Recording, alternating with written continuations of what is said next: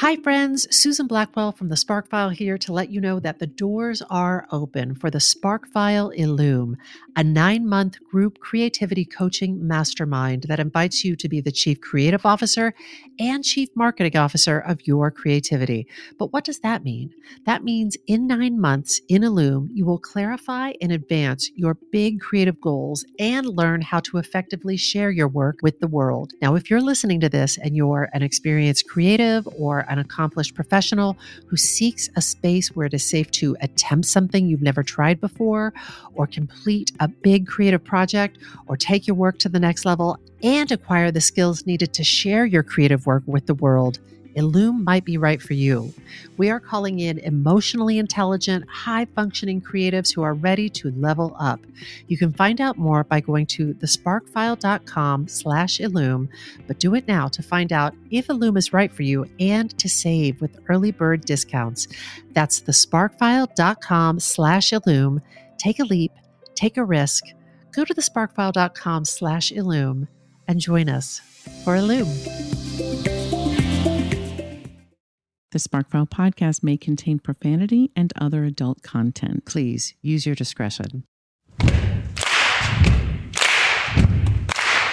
When I bump into something that inspires me, I dump it in my spark file.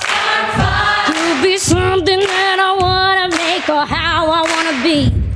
I pump it in my spark file. I jump into my spark file. Let's open up the spark file.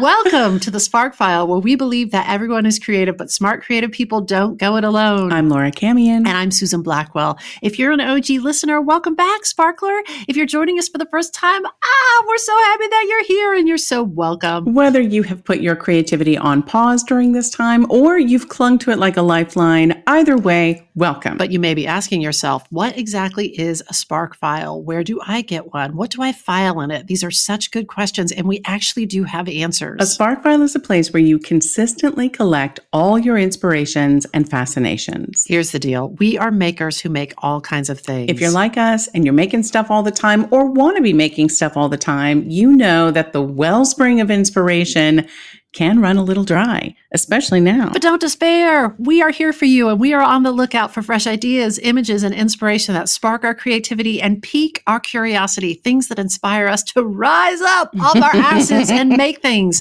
like this podcast. Or an exploration and study of families, industries, and monopolies. Or an approach to creative feedback that feels like a puzzle piece clicking into place. Ooh, every episode, we're going to reach into the Spark File and exchange some sparks. And from time to time, we're going to talk to some folks who spark us too. And if you're not careful, you just might move past old fears and into new possibilities. So without further ado, let's open up the Spark File. Hi, Camion. Hi. I'm a little giddy. I've got to tell you, I'm a little giddy, Camion, because I'm excited. We have a little bit of a time deadline on the recording of this episode. Usually we just have open-ended, luxurious time. But today we're popping and locking because somebody's got to get in their car and go get that COVID vaccine. Yes. Guys, I'm getting shot number 1 today. I'm so excited. I'm getting shot number 1. I'm so happy for you because the sooner both of us are fully vaccinated, the sooner it means that we can hug. I'm gonna march my little self right down to you, and I'm gonna hug you, and then I'm just gonna run back to you. Oh, I'm not letting go. So that's gonna put a little snag in that plan. I will not let go. Aunt Laura hugs too long.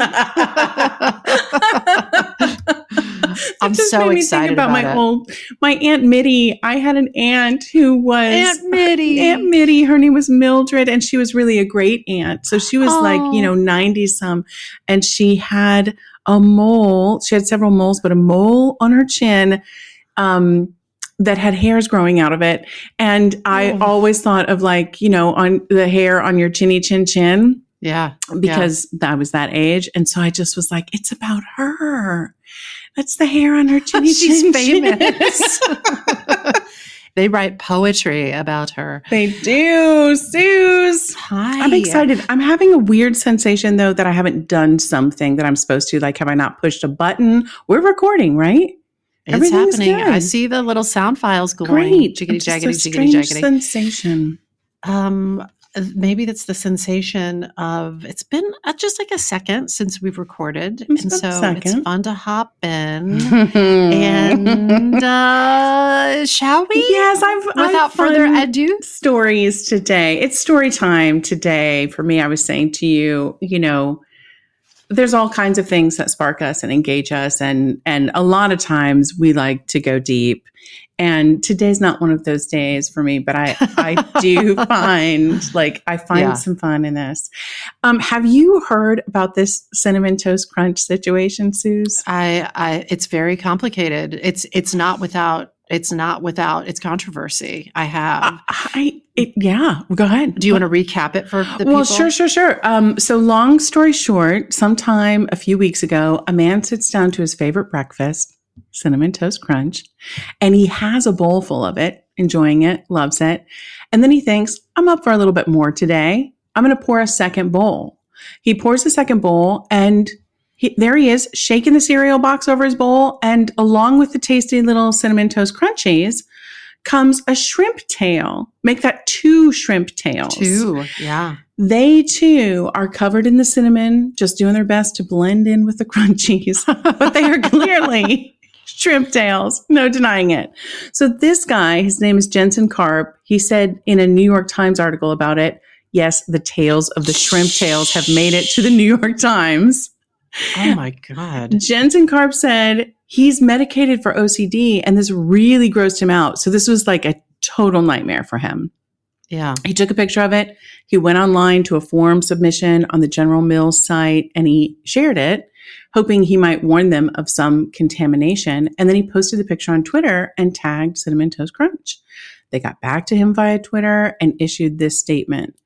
After further investigation with our team that closely examined the image, it appears to be an accumulation of the cinnamon sugar that sometimes can occur when ingredients aren't thoroughly blended.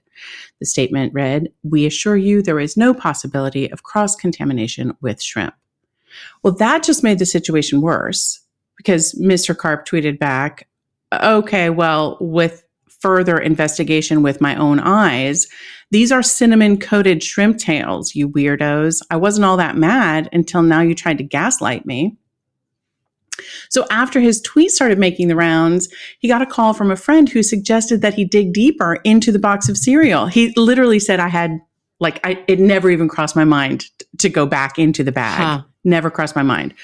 But again, he did, and he looked inside. He felt worse. In addition to the shrimp tails, he found some, quote, shrimp skin looking things, plus a small string, which there have been some wonderings if it was dental floss, something that looked like a little nut, like a pistachio nut, also covered in the cinnamon, and some small black bits baked into the cereal. And these small black bits, he worried could be rat poop.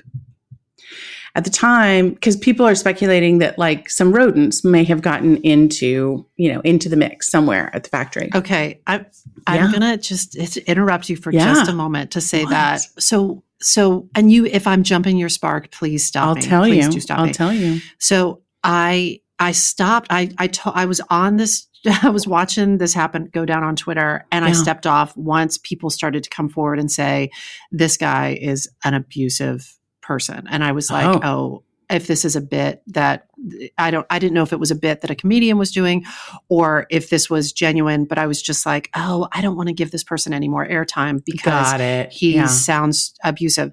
But so I stepped off and I did not know these details that you're now sharing with me because I had stepped off. Yeah. And I am totally grossed out right now.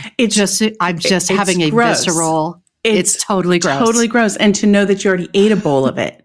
Like that is what's so gross. Yeah. But he is a comedian. His wife is an actress. So there were those people who jumped on board to, accuse him of being funny or get attention. I hadn't read the abusive part.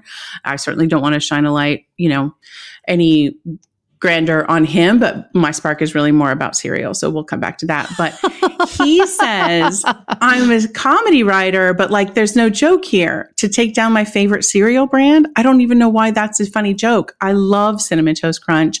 It's the only cereal I eat.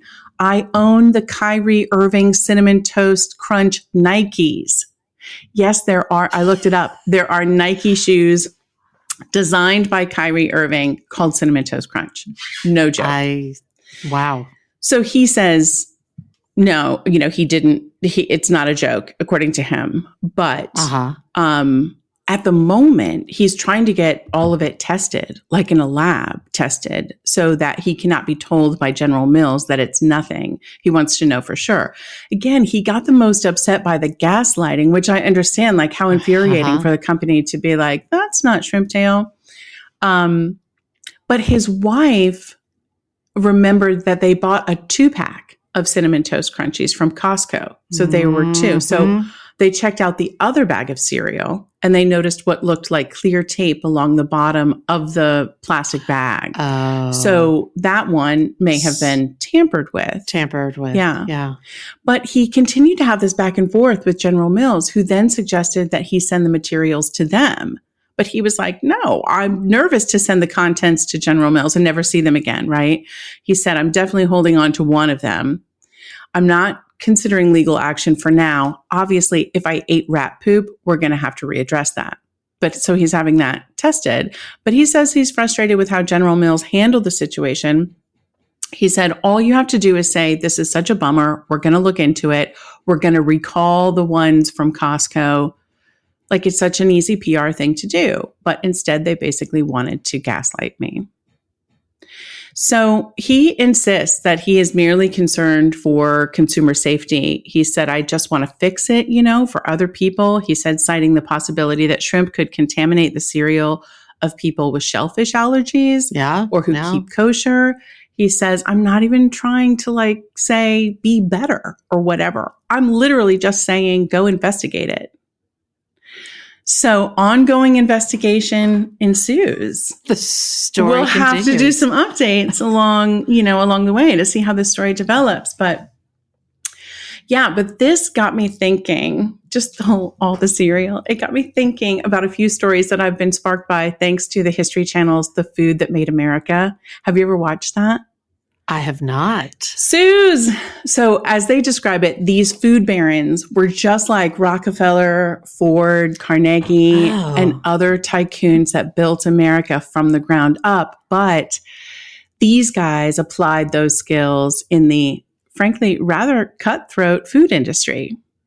So caveat here on my story, we may have feelings about prepackaged food now, and the movement back towards eating whole foods and only whole foods, which is, to be honest, in and of itself, a very privileged conversation. But the truth of the matter is that the invention and distribution of prepackaged foods literally built the U.S. economy. It allowed people to live in cities in the first place. It kept soldiers and civilians from starving during World War I and World War II, and eventually made it possible for women to enter the workforce. So, dear listeners, I ask you to set aside any prejudgments or current thinking about food conglomerates and go with me for a moment to their origins. Just to unpack a tiny bit of that. So when thousands of people arrived on the shores of the U.S., ready to live and work in this new glorious country, many of them settled where they arrived. In New York City, for example, there's no ability to farm your own land or have your own cattle. You bought or traded food at the market. Nothing lasted more than a day. So you'd go to the market every single day for that day's food. Sometimes even the food at the market was rotten. People were in need of sustenance that would not go bad immediately. That reality was one of the first signs that food that could exist on your shelf for more than a day was essential to the growing population and to the economy. There are many more reasons, but I'll get to those. So let me begin my story with Dr. John Harvey Kellogg and the Battle Creek Sanitarium. Do you know anything about this, Suze? It's been a minute, Uh-huh. but it's a little. If I remember correctly, it's I guess when it was current day, I'm sure it seems state of the art, and now it just seems batshit crazy. Yes. And it is its own spark. It is its own spark, but I will give you a small taste of that spark. So try to stay with me, because these folks have woven a tale of ambition, espionage, betrayal, and death along their path to everlasting grocery store dominance. In the mid to late 1800s, Dr. John Harvey Kellogg was one of the country's first doctors focused on overall health, well-being, prevention, all of that. As you'll hear today, he had some good ideas. He also had some terrible ideas, and I'll mention those later. But at the time, he was cutting edge. He studied medicine, he published papers in medical journals, and he lectured at well-respected universities and was considered legit. And, he gained the trust of many, many followers. He considered himself a health reformer. His focus was to improve the mind, body, and soul through a program he called Biologic Living. And he taught people the tenets of his program at the Battle Creek Sanitarium in Battle Creek, Michigan. The Battle Creek Sanitarium was part European spa, part hydrotherapy institution, part hospital, and part high-class hotel. Here, everything from nutrition to exercise to mental well-being was addressed. The sanitarium attracted incredibly influential people, including Amelia Earhart, Sojourner Truth, Thomas Edison, Henry Ford, Presidents Warren G. Harding, and William Howard Taft, Mary Todd Lincoln, as well as a man named C.W. Post. But back to him in a moment. Keeping in mind that Dr. John Harvey Kellogg was ahead of his time in terms of some of his work, the breathing exercises, the vegetarian diets, the exercise, the gut health research he did, he was also completely off the mark in other ways. Let me just name a few. He was for a daily enema to clean out your bowels. God. He was for sexual abstinence and zero masturbation. Wow. His food was deliberately bland because he believed it should be bland in order to minimize excitement, sexual arousal, and masturbation. Oh, he sounds like a party. So it's so interesting. He connected the food to getting excited and wanting to get down. Yeah. According to Wikipedia, as a leader of the anti-masturbation movement, this is awful. This is awful. I should say a trigger warning about a few things in my, I should say that now. I should have said that earlier, but trigger warning.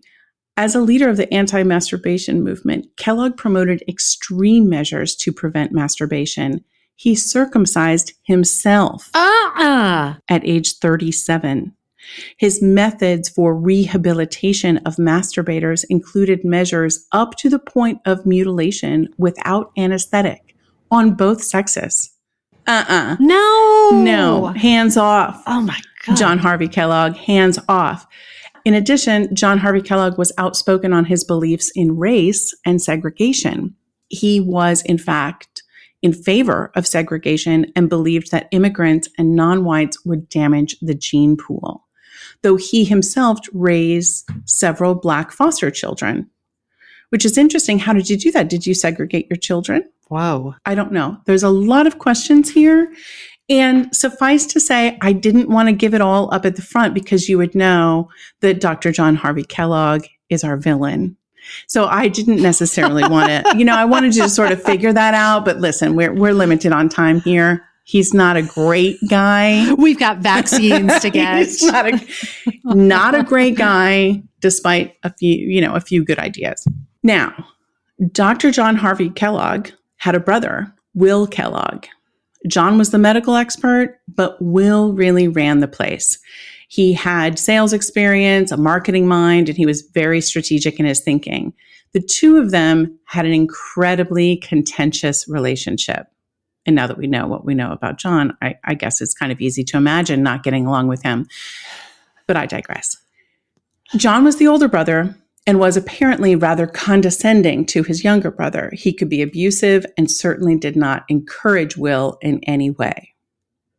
Now, one of the ways that the sanatorium helped people who were staying there was through nutrition.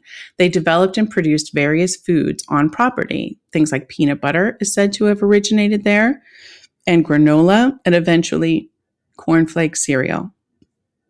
One of Will's great They ideas. didn't invent peanut butter, though. They may have manufactured it there, but they didn't invent it. They're actually, I read about it. There's like 4 different people in the world that kind of take credit for the invention of peanut butter. Got it. And who knew? Yeah. So there's another spark for another day. Peanut butter. Who knew?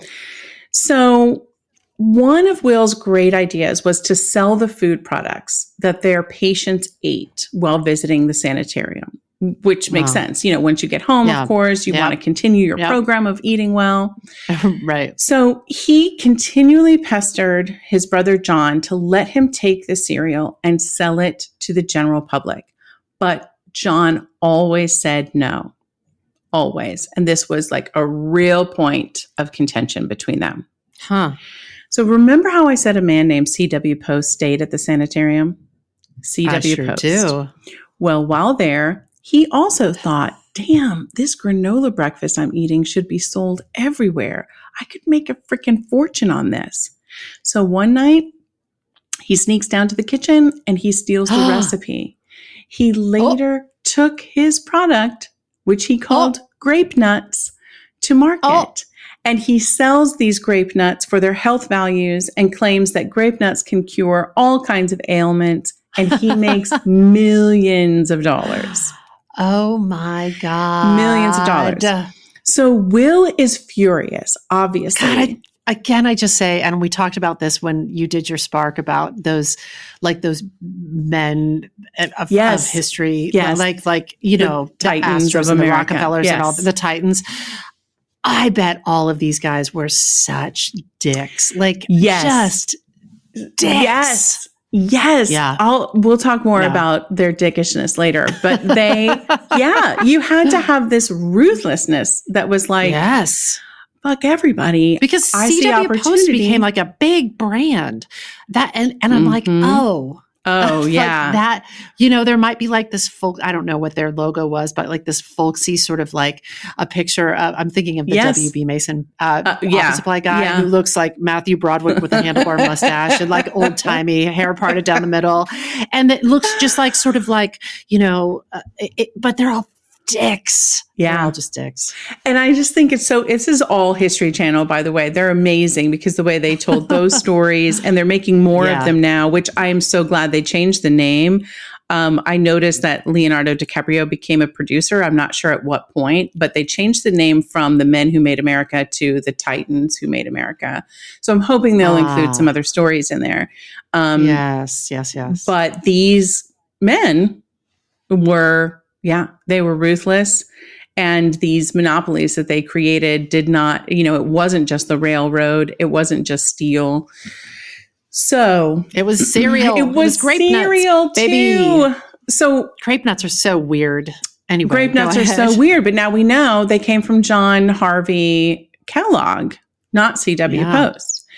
Yeah. So Will was furious about grape nuts getting out there, and they weren't the ones selling it. And he continued to push and push and push his brother, right? But no, John would say no. Still, he would say no. But eventually, John hit a rough patch financially at the sanatorium, and he considered closing up shop. Things got pretty bad. And instead, Will came to him and said, my God, will you let me buy the rights to the cornflakes that we make? Let me sell them to the world. I'll do it on my own. Just let me pay you for the rights so I can take it and do it. And finally, not excitedly and not super willingly, John agreed. He was not psyched about it, but he was kind of boxed into a corner. He needed the money and had no other choice. So he was resentful, but he said yes. Now, this is where the story gets interesting. Will goes about building his business. One of the things he needs to do is set up for mass production of these cornflakes. Believe it or not, cornflakes, not something to be taken for granted, Suze. They're not something that anyone had ever made before. And they were actually made by mistake. Just a mix-up happened. They were creating these little batches of this dough, and they kept running it through a roller to try to flatten it out, and it just turned into mush. But one time they made a mistake, like something interrupted their process. And they were like, well, that batch is gone. And they leave it, they come back. And when it had dried, it had made these little flakes. And they were like, eureka. So what you need, though, to make a lot of these little flakes is an enormous, like huge roller that would crush and flatten and cut the wheat and the ingredients. And so when it dried, those little flakes would happen. So Will works with a manufacturer to design.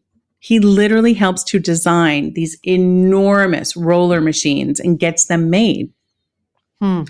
He sets up his factory. And remember, he was a shrewd marketer. So he puts the name Kellogg's on every box. And he pays for ads all over the country, billboards, $1 million advertising campaign based on the name Kellogg, which is his name for sure. So he has every right to do it. But he also knows he is playing on the fact that people all over the country know the name thanks to the work of his brother, the famous Dr. Kellogg.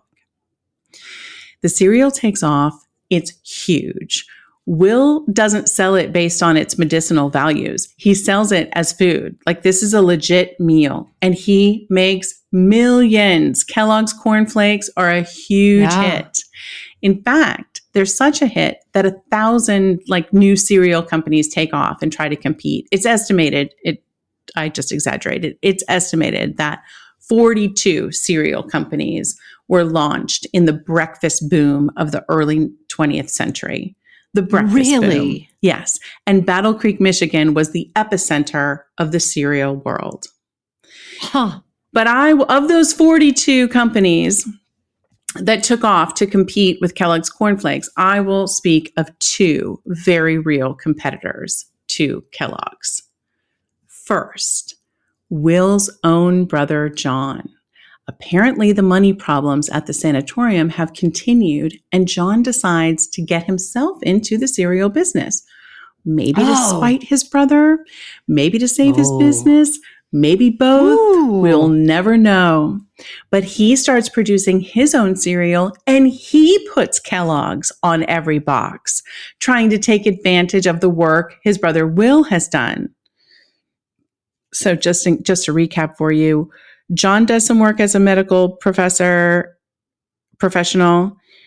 Will takes advantage of John's work in his work and capitalizes it. Then John capitalizes on Will's work that capitalizes on John's work. So we're all caught up. So he starts producing his own cereal. It all says Kellogg's. Customers are confused, and it doesn't matter to them. They buy either one. As long as it says Kellogg's, they don't know the difference. So Will is about to lose his mind. He decides it's time to resolve this age-old feud once and for all, and he takes his brother to court. An ugly, ugly legal battle ensues. Dr. John Harvey Kellogg claims that Will used his success as a medical doctor to build his business. He shows receipts for his medical degree, his medical papers, claiming that he's the expert and he should have the rights to market the Kellogg name. Will shows up in court with the actual receipts for billboards around the country, for ads in all the major magazines, the Ladies' Home Journal, for instance. They were ballsy in their advertising too. They even ran a campaign with ads that were anonymous that told newspaper readers to wink at your grocer and see what you get. And anyone who winked at their grocer got a free sample of Kellogg's Corn Flakes. This promotion led to an increase in sales 15 times over. Just wink at your grocer and see what you get. And they coordinated that with the grocery stores? With the grocery stores. Yep. Amazing. Oh my God. That's an amazing viral campaign. Isn't before it? Such a thing existed. Exactly. I think Will's marketing mind is a spark in and of itself. So in court, Will's argument is for all the promotion he has paid to establish the Kellogg name, he should have rights to market the product under the Kellogg name. He's paid for it. He's made it a household name. It should be his. Who do you think won the battle, Suze? The Battle of Battle Creek. The Battle of Battle Creek. I don't know. Will Kellogg, the younger brother, wins the legal battle, claiming that everyone knew the name of Kellogg because of the investment in advertising that he had made. The court rules that his brother John must stop using the Kellogg name, must pay all legal fees, and must give his brother all the profits he made from selling his cereal. This is a brutal family battle. It sounds like they both lost. Everybody lost is who lost. No, Will got it all. But their family was just blown to pieces. Well, yeah, but I don't think I don't think they had a great relationship to begin with. But yes, it doesn't sound like it. It doesn't sound like John was easy. Oh my God. So now that's settled. Will has handled that, but now he must turn his attention to the other viable competitor, C.W. Post, the guy who stole the granola recipe from them, and the guy who is now making a cornflake cereal as well, known as Post Toasties. Shit. Post Toasties, right? You've heard of that, right? Post Toasties. So this guy, Suze, this is what, like you were saying earlier, all of these guys, really, there were no limits. It was such an era of greed, of opportunity, with nothing but potential to make money. And, just like we mentioned, not unlike the battle for the railroads between Rockefeller and Carnegie, or the battle for electricity between Thomas Edison, Westinghouse, and Tesla. This guy, C.W. Post, realizes that in order to make cornflakes, he is going to need some of those big roller machines that I told you about, the ones that Will Kellogg helped design. So go with me here. What does he do? He buys the machines from the one and only company that makes them, and he pays them for an exclusive contract.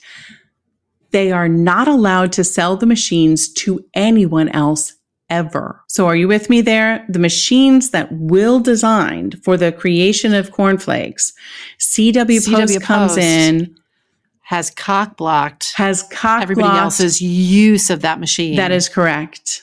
Fuck. And so now he has a monopoly on the cornflakes. But Will Kellogg should be fine, monopoly. Right? Because he already has his roller machines. He already has his cornflake machines, right? He's all set. But no, in 1907, a fire burns down his entire factory, all of it, to the ground. And inside are the big steel rollers. When Will attempts to get his business back up and running, he calls the company that makes the machines, the company that he worked with to design the machines. And they say, so sorry, we can't sell any roller machines to any new clients. C.W. Post owns the exclusive rights to them. Well, wow. Poor Will. He's furious. It feels like through this whole story, Will is nothing but furious. So now he's beyond furious. Whatever beyond furious he is it. And he he helped create the damn things. So he stews on this a bit. And then he calls that company back and he goes, wait, did you say you can't sell to new clients? And they say, that's right. He says, but I'm not a new client. I'm an existing client. I'm an old client. Your contract doesn't say anything about repairing old machines, does it? And in fact, it did not. So he goes into the ashes of his old building and literally pulls out what is left of those roller machines. Yeah. And he gets them operating again. Suze, the show, this is all again, thanks to the History Channel. This show, it points this out, but this was really the age of the robber baron. And I've heard the phrase robber baron, but I'd never really thought about it too much. But it is the Rockefellers, the Vanderbilts. It applies to wealthy industrialists, typically in the 19th century, who made their fortunes by monopolizing their industry. Railroads, oil, steel, banking. The food industry has their own robber barons. it was by any means necessary that these guys made this happen. So in the end, another trigger warning here. In the end, things did not fare well for C.W. Post. C.W. Post, who originally went to the sanitarium because he was unwell, continued to suffer gastric problems, nervous breakdowns, and at the age of 59, he took his own life. Oh. Like, to add to the pain of like this illness that he'd been carrying for decades, he also felt so much shame that none of his own products, the ones he touted as healthy remedies for all ailments, none of them could save him. So he had this extra burden on himself, self-created, essentially, because of all the claims that he made about his products. Now, CW may have been ruthless in business, but he does an extraordinary thing when he dies. He leaves most of his wealth and complete control of his company in the hands of his 27-year-old daughter. Oh. Suze, I want you to remember this is 1914. Women do not even have the right to vote. Not allowed to go vote in national elections. But here she is. She's going to come into the boardroom and tell these guys what to do. And she does. Her name is Marjorie Merriweather Post, and she takes the company to extraordinary new heights. She's a visionary leader long before food conglomerates are a thing. She directs her company to start buying up other companies. They acquire Maxwell House Coffee, Log Cabin Syrup, Jell-O, Hellmann's Mayonnaise. Holy moly. She also buys Bird's Eye Frozen Foods outright, and she is single-handedly responsible for refrigeration becoming a thing in our grocery stores and in our households, which is a story and a spark in and of itself. In fact, I really want someone to give us a great story of Marjorie Merriweather Post. She was, in her time, the richest woman in the world. She ran an enormous corporation at the time when like less than 20% of college graduates were women. She was a huge advocate for women. She married 4 times. She built glorious homes around the world. Suze, she built Mar-a-Lago. That was her vision. Someone please give us a great mini series about her. I want Turn of the Century. I want robber barons. I want the cutthroat competition. And I want a woman to walk away the victor. That's not too much to ask. That's a great fucking mini series right there. I'm casting it over here. Okay. I'm casting it. Okay. Now back to the battle between Will and John Kellogg. Will succeeds in writing his brother out of history, essentially. Wow. The company Kellogg's, you know, if you look, they've done a good job also of separating Will from John. And I think, obviously, based on what we know about John's beliefs, good idea to separate from him and let him fade into obscurity. Will is the sole creator of Kellogg's company, which is worth over $22 billion today. OMG. Those 2 brothers continued to battle it out their whole lives. John eventually lost the sanitarium and faded into the background. However, Suze, I found this little story, which just adds to the family tragedy. Apparently, when he was in his 90s, John Harvey Kellogg prepared a letter to reach out to his younger brother to try to repair the relationship. Wow. I want to give him this some story's credit. Got everything. I know, because I want to be like, what if in that letter, like he admitted that he was wrong about certain ideas? In my best self wants to believe that John Harvey Kellogg had, you know, came to some conclusions near the end of his life that he was wrong about some things. But he prepared this letter to go out to his younger brother, but his secretary read it. And his secretary determined that John had demeaned himself in the writing of the letter and refused to send it. Will did not see or know of this letter's existence until after his older brother's death. Come on. That's a movie moment right there. Oh my God. Do you know, did the secretary notify her boss that I don't she know. wasn't sending it? Or was she just like, I'm just going to tuck this into a drawer? I think that needs investigation. And I think also, in the fictionalized version, like, what's best for the dramatization of it. Because if she went in and was like, I refuse to send this, he'd be like, send it. Send it. He'd be somebody else. He'd put a stamp on it himself and walk it down to the mailbox. Exactly. Amazing. Exactly. Amazing. I think it was more secretive. And so he laid there. I'm imagining he laid there waiting to hear back from his brother Will and never did. Wow. So what do we make of it, friends? Well, come on. There are tales for sure. I seriously want that miniseries. No joke.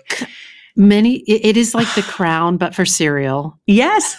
The Crown, but for cereal.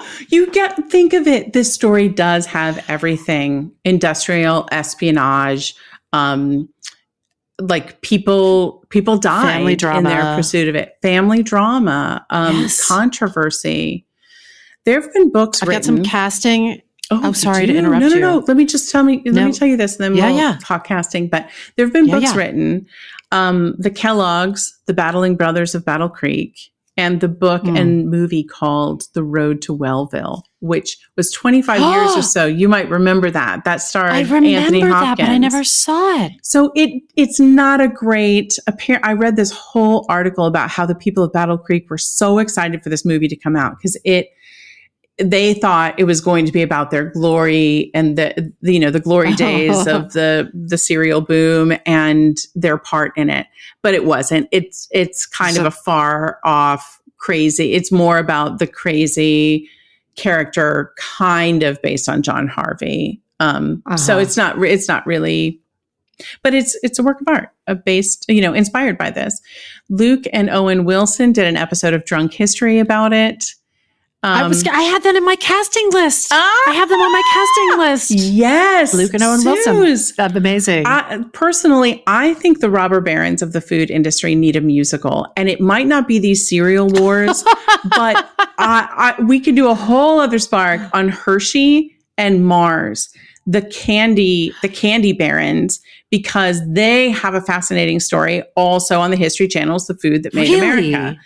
Hershey and Mars, amazing. And then, of course, Marjorie Post is a spark in and of herself. I mean, there's just so much there. This is just tip of the iceberg. Do you want to talk casting?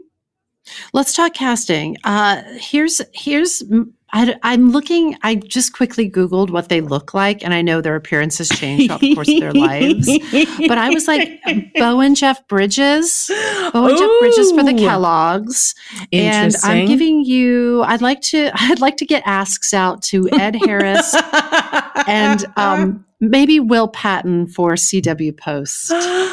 Wow. Let's get those asks out and then we'll get to work. Let's roll up our sleeves and write the damn thing. Let's do it. Let's do it. I just did a quick Google of Marjorie Merriweather Post. And what I didn't realize, I feel like there's a lot of potential people for her. Yeah. But what I didn't realize is that her daughter, socialite, heiress, and motion picture actress Dina Merrill, she was a great philanthropist, and she donated a bunch to the Eugene O'Neill Theater Center, where I do a lot of work. And they have a whole facility, the Dina Merrill, and I can't tell you how many hours and how many shows have we developed? How many classes have I taught? Dina Merrill. How many songs have I sung in the Dina Merrill Suze, that's amazing, because I was like, should I try to fit that into the spark? And thought I got to cut it off because there's so many branches to this thing. There's so many branches to the spark. Dina Merrill also in her 60s formed RKO Pictures. She and her husband. No kidding. Yes. She grew up, I read this thing that was like, she grew up, one Mar-a-Lago that has, like 100 and some bedrooms. That's blowing my mind. She grew up in like a penthouse in New York City that has like 86 rooms. another, like you just can't conceive of what her life was like. It was very, very, very different. You know what this is? Yes. You know what this is, Laura Canyon? What is this? It's a sparktopus. It's a sparktopus that shoots out into so many different directions. Amazing. It's our first truly labeled sparktopus. Now I feel like we could go back and look at all of our sparks and be like, that's a sparktopus. That's a sparktopus. I mean, love it. This is crazy. So this is crazy. Listen, I know we've got vaccines to get to, but I will just say this. My mind goes to food industry reform too. Like thinking about those shrimp tails in the Cinnamon Toast Crunch. I think about the fact that growing up, I was always taught that anything on the grocery shelves was safe. They wouldn't sell it if it wasn't. Like it was this era of trust in big corporations and trust in the FDA. And I do wonder if we've come a bit full circle and we're now living in an age when the conglomerates have way too much power. What is one small individual to do if they find shrimp tails in their cereal or any contamination in their food? I don't have an answer to that, but I am going to keep my eyes on that story of carp and the lab test results. There's something fishy going on there. Oh my God. You built a whole spark around that pun. I didn't. Shame on you. That came at the last minute. Shame on you. You're like, I wrote this at midnight. Cut me a fucking break. Cut me a break. Listen, sometimes can I just say, my mom's like dorky jokes have been popping into my mind a lot lately. And I've just been going with it. I'm like, okay, I'm going to say it. And then I just do it like, thanks, Mom. I miss you. And I honor my mother with these cheesy jokes. Cheesy jokes. Oh my God. That's my spark. It's so funny. I also wrote Cereal Wars. I feel like Cereal Wars is one name of this miniseries, but I loved when I was like, even before you said the name of the book, I was like, the Battle of Battle Creek. Yes. But the Battling Brothers of Battle Creek. The Battling Brothers specifically. But there's so many battles of Battle Creek because of this cereal boom. Amazing. Or y'all could just name whatever you're going to make Sparktopus and give us a quarter. The Sparktopus. Like when the miniseries called Sparktopus airs, Susan, I don't even know what we're going to do to celebrate, but it's going to be pretty extraordinary. It's on tonight. We launch tonight. We're going to have a big cake made that looks like a Sparktopus. And it's sort of like an octopus, but it's covered in sparklers and it just shoots flames and smoke rises out of it like a volcano. Listen, let's take a quick break. And then I have got a big spark to drop in your lap. Okay. Yes. See you in a moment. Okay, bye. The spark! Okay. I'm so My Sparktopus. That was a good Sparktopus. Oh my goodness. I have to write that down. It's so fascinating. It's like, put it in your spark file. It's when people just prioritize that, that ambition and that gain and all of that over everything, relationships. And I think what an interesting human makeup. Yeah. Cut to us 20 years from now, and we're just like, I own 51% of this Sparktopus, and God is my witness. You can claw it out of my dead, cold hands. I just think different industries, there are certain industries that are still that are in that moment. It's just that, turn of the century was so chock full of it in America. This is a different spark for a different day, but there's one of the reasons I love, there's a book that maybe I'll do as a spark one day because I really do get a lot out of it, called Get Rich, Lucky Bitch. Yes. By Denise Duffield Thomas. And she talks about, if you have a narrative in your mind that wealthy people, that affluent people can only be like the Cruella de Vil's and the CW Posts of the world. It really, it doesn't have to be that way. Yeah, it doesn't have to be that way. And I love that. Think of Dina Merrill. Think of Dina Merrill, who then what she did with her money. I feel like Dina Merrill, I'm sure she also contained multitudes, and who knows? Maybe she was like the warmest, kindest. She had a sense of abundance, but maybe she was also trouble. Who knows? We don't know, but we just know she did some good things with her money. We'll find out. We'll find out when we watch that miniseries that some listeners are going to write. That's right. But Cams. Yes. The clock is ticking. We need to get you vaccinated, and I've got a big spark for you. So shall we dig in? Give it to me. I'm so excited. It's so funny because we were talking before we started recording about how both of us need to get better about checking our SparkFile email account and how things can sort of fall through the cracks. Yeah. So I don't even know if you saw this. Isn't that a wonderful thing for us to admit? But I don't even know if you saw this email. Our apologies. There was an email that came in this week, and I don't even know if you saw it. And I'm kind of hoping that you didn't, but we'll find out. So a listener named David Young wrote to us, and David sent along a great price of admission. This is David's price of admission. In addition to his YouTube channel, where he's been posting new content, he's been writing music. He's written 3 art songs for his wife so she can sing a complete set of his work at her master's recital. I did not see this. I was like, this is amazing. It's a gift for her. It's a gift from her back to him. It's just the best. The gifts keep going. So you haven't seen this email? I have not seen this email. This is fantastic. Well, this is one of the benefits of us needing to pull our heads out of our asses. Great. So David wrote in this fantastic spark. It's just a world-class spark. It's so useful. It's so actionable. And here is the kick in the pants. When he emailed me, I was literally in the middle of writing a spark that directly explored the spark that David sent. Oh my. And I was like, David, are you standing behind me now? It was so freaky, Camian. Wow. But what can I say? Great minds. Wow. So thank you, David Young. Thank you, David. Isn't that nuts? I've never had such a thing happen. That's so amazing. With that, I bring you this spark, which bears the David Young spooky seal of synchronistic approval.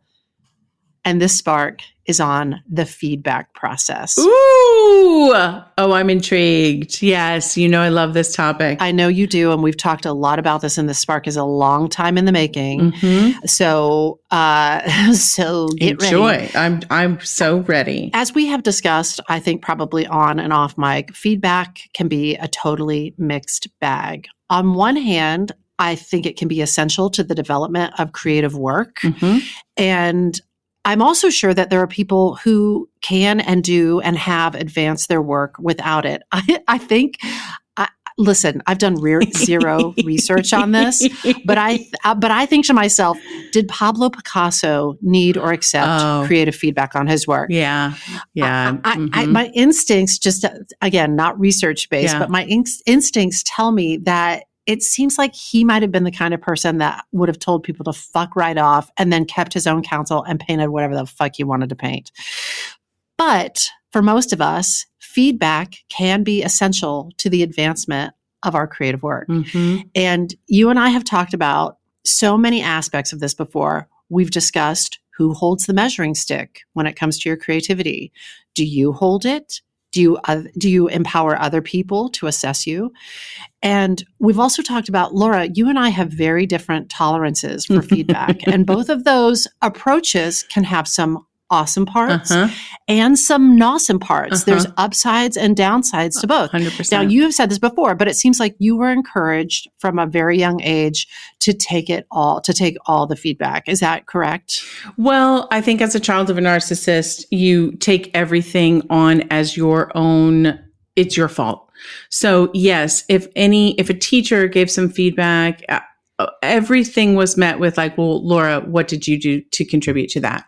So it must have been something I did. It must have been me. And so it took me a long time to get to where I'm like, oh, this one isn't mine. This one is this one is the person who's speaking. Yeah. That makes sense. Have you also talked about, am I making this up? Totally possible, that having your dad being a coach, you were also taught like to be coached. I was 100% taught to be coached. I'm so freaking coachable. It's ridiculous. Yes, taught to be coached. But I would also say my experience at Blue Man Group, where we were a collaborative creative organization, was probably the most impactful because it was like, nothing was going to get created with a singular voice. The belief was that more voices, better outcome. One brain, like two brains are better than one. And so I was trained just 100, anything I wrote was going to have input from 10 people, and it just builds your tolerance, I think. Yeah, that makes sense. I will say all through school, acting school, undergrad, graduate school, I took so much feedback, and we were really conditioned to take it. Yeah. There's a certain ethos in certain creative educational cultures where it's sort of, I don't know if they do this anymore. So I don't know if this is past tense, but the idea was we break you down and we build you back up, that sort of thing. Yeah. I don't know if that really flies anymore. I was going to add just real quick to that, and I don't want to jump your spark, so tell me if I am, but I also, like in college, same thing, like lots and lots of notes. Yeah. But I was like, this trained me to be like, I can take it when there's 20 negative notes. Those nights where like my director would say, great, that was amazing, no notes. And I'm like, no, but you have to have notes. But there must be something wrong. No, tell me what else I can do. And I finally had an instructor say, is it possible, Laura? Is it possible that this comes easy to you? And there doesn't need to be a greater list of things. It reminds me of the big leap. It reminds me of your set point for comfort about, I'm comfortable because of the way I grew up. I'm comfortable with lots of this kind of feedback. Yeah. Yeah. Yep. Criticism. Yeah. And then I know I'm like, okay, good. We're both paying attention here because you have lots of notes for me. Yeah. Because that was my mom. Yeah. Here's a list of things to fix. So okay. Yep. In my experience as a professional actor, I also took a lot of feedback about the work, of course, but also feedback about things like appearance. I remember having a casting director tell me, I could not believe it. I felt like I was like, do you know what a cliche you're being right now? They said, if I kept my hair the color that it was, I would never work in this town. What? And I was like, really? And I also remember being told by casting that this famous director that I had auditioned for hated my outfit. And I remember them saying it 2 times. She hated your outfit. No, I mean like she hated your outfit. And that's why I wasn't considered for that role. Because of the outfit. Because of the outfit. And I just remember this thing started happening where I would just perseverate on those, what I perceived as failures. And over time, I really started shutting down to feedback and bracing for impact, because I couldn't bear the thought of that sort of repetitive, negative, perseverative thinking and the pain associated with those thoughts that I linked to feedback. And then a client of ours, hi Jess, shared this term with us that I had never heard before, which is rejection sensitivity dysphoria. And I was like, what are those words? What are those words in that order? Say more. So I Jess shared some stuff with me, and then I did some digging myself. And in an article on goodtherapy.org, a writer named Crystal Raypole writes, no one looks forward to rejection, but many people can weather the emotional blow and recover from it without too much difficulty. Rejection affects people in different ways, though. Not everyone gets over it quickly or easily. Susan puts her hand up. In fact, some people experience what's known as rejection sensitive dysphoria, RSD for short, a severe emotional reaction that makes it particularly challenging to deal with rejection. And I think this also includes critique and criticism. Also referred to as rejection sensitivity, this isn't considered an official diagnosis. So I want to make that clear. This is not considered an official diagnosis, but research increasingly suggests it involves much more than being sensitive. Crystal goes on. The most telling marker of rejection-sensitive dysphoria is an extreme response to real or perceived rejection. Most people may experience sadness, disappointment, or frustration after experiencing rejection or critique, but with RSD, rejection or critique can be overwhelming enough to lead to outbursts of rage or panic, feelings of despair and hopelessness, beliefs that one has failed or disappointed their loved ones, and feelings of shame and humiliation. She goes on a little longer. Extreme rejection sensitivity can make it tough to move forward after an experience of rejection. Some people might continue thinking about the rejection throughout the day or into the next, experiencing circling thoughts or even feelings of physical discomfort. And I read that, Cams, and I was like, I'm familiar with that perseveration, but it can last not just days or weeks, but months or years.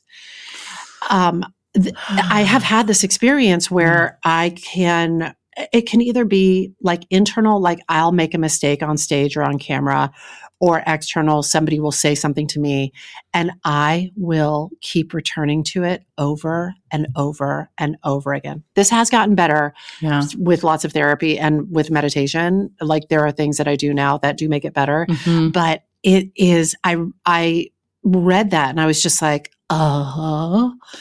And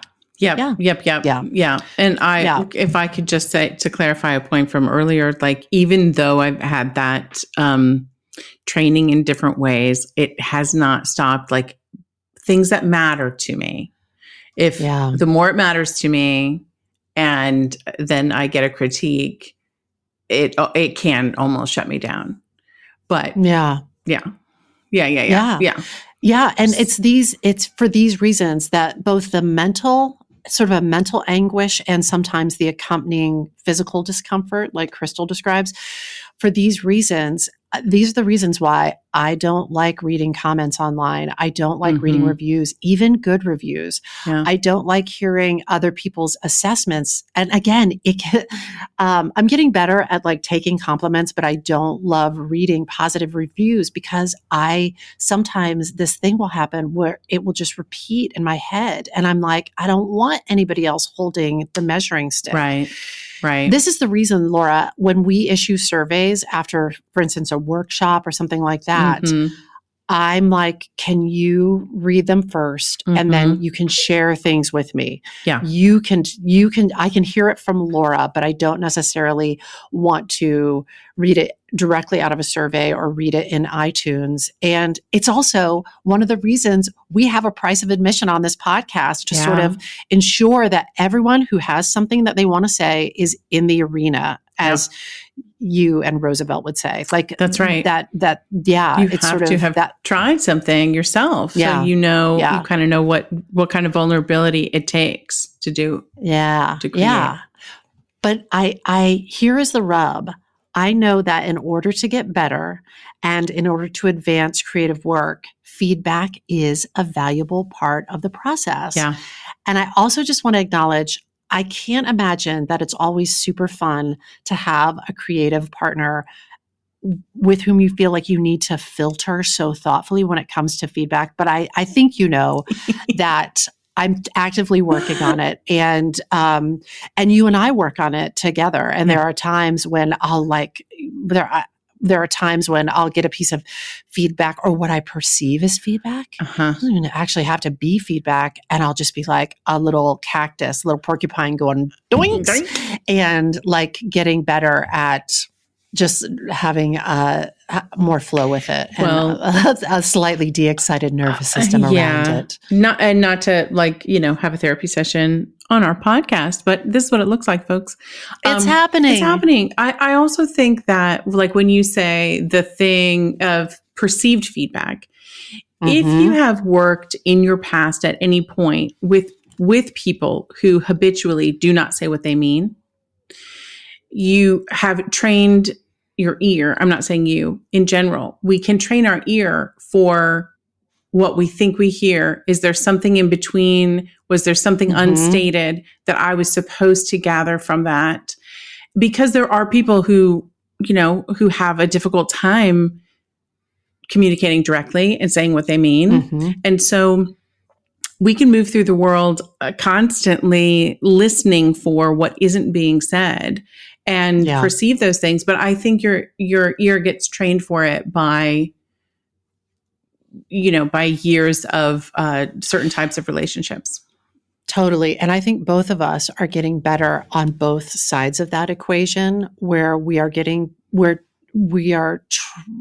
just trusting each other more.